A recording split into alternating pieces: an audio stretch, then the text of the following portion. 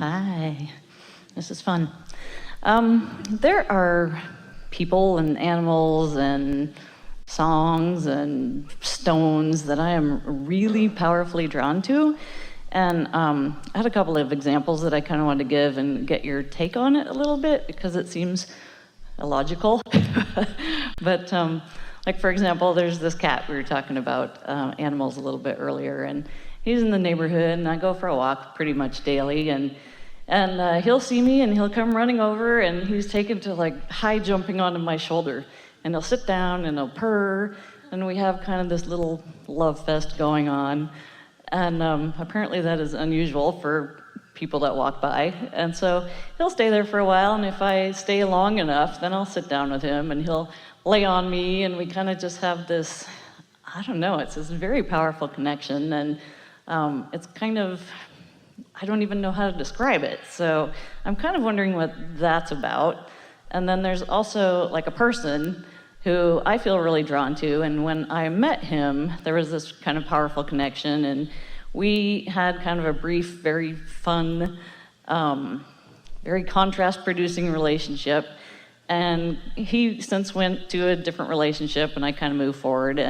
But he kind of keeps coming back around, and whenever he does, it's just, it's like a magnet. And we ran into each other once, and I left, and I said, God, this person is like crack to me. You know, what is that about? So I'm just kind of trying to get an idea of why we're so powerfully drawn to some people and things. And like, there's crystals and stones that they just call to me.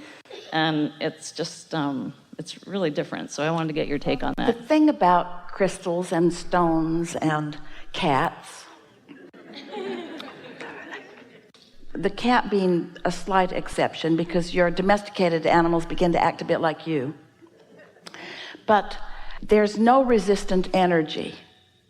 And so it's easier for whatever you're doing when you're tuned in to be reflected back to you. One of the things that we play with you about when we're encouraging you to meditate, when you meditate, you quiet your mind, and when you quiet your mind, you stop thought, and when you stop thought, you stop resistance, and when you stop resistance, your vibration rises, so you have access to the thoughts that your inner being is thinking. And so that's where those lovely daydreams and impulses come from.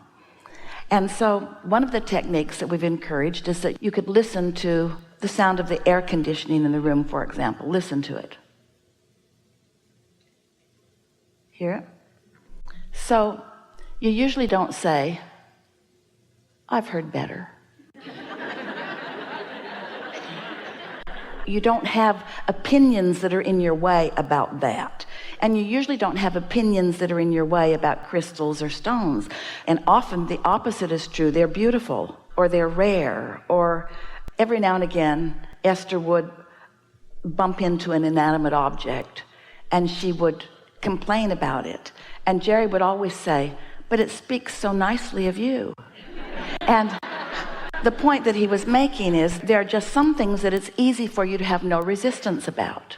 And there are other things that it is more difficult for you to have resistance about. And so when we talk about deliberate creating with all of you, it's much easier for you to hear us and receive us when we talk about you lining up with what you want if it doesn't include another person.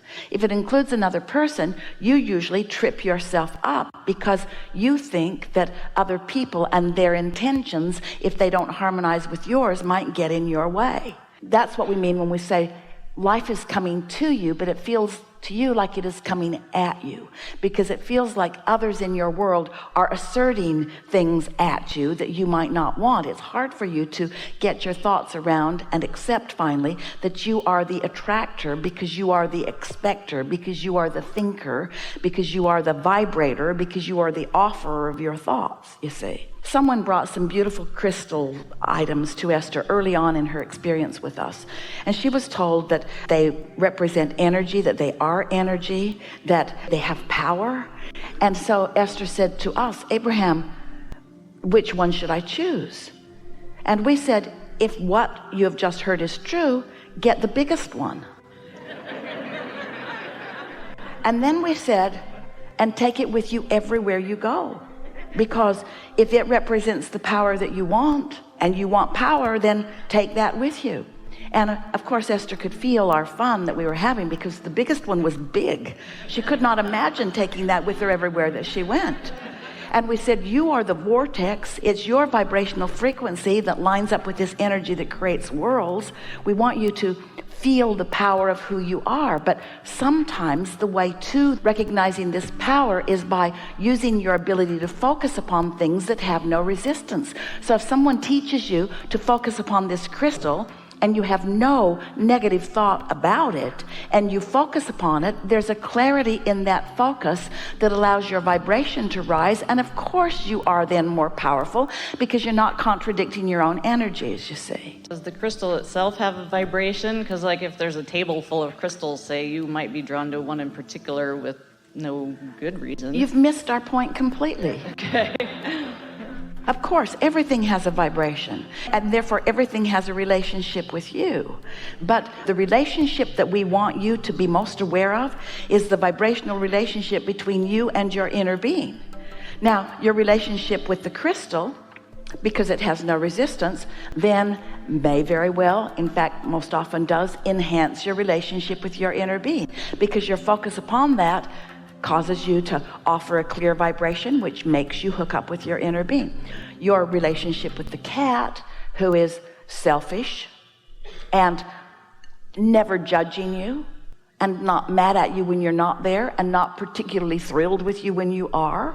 A pretty good example of someone who is tuned in, tapped in, turned on. So your relationship with that cat could be, like the crystal, something that is conducive to you allowing your vibration to rise. Your relationship with this man whom you felt addicted to, whole other thing. Because sometimes your attention upon that caused you to tune in, and sometimes your attention upon that caused you to plummet. And that's what we mean when we say looking for love in all the wrong places, looking for alignment in all the wrong places. You can discover, as the person before you was demonstrating with very clear words, you can discover your alignment through your desire to find it. And you can be so in tune that nothing sets you off your game. Esther would want to claim to be there, but it just took one missing suitcase to make her realize that she's still focusing on people for satisfaction, and feeling forgotten and not considered and not very important, as if they owed it to her to hold her in that regard. And we promise you, if you're going much beyond a stone looking for that, you're not going to find it consistently with other people, because it's not their job. Not one person was born saying, I will hold you as my object of attention, and you can always look to me for your power, clarity, and strength. Not one person was born, but that's what you assign to your mates. That's what you owe to me. And when they go ahead and just be human, you get all freaked out. I felt really good when you gave me your undivided attention, but when you took it away, you have let me down. And we say, it's always available to you. Your source never ceases to hold you as an object of attention, and not just an object of attention, but an object of absolute knowing that everything that you've expanded to can be something that is manifested into your experience right now, if you will let it be. Mm-hmm. So I guess I just need some clarification as to why these particular things are people. What is it about the particularness of them? Well, when you think about it, there's a lot of reasons through life. Someone was rude, you wanted them to be nice. Someone didn't understand you, you wanted them to understand you. Just through your experience of textures and colors and experiences, you have defined all kinds of preferences.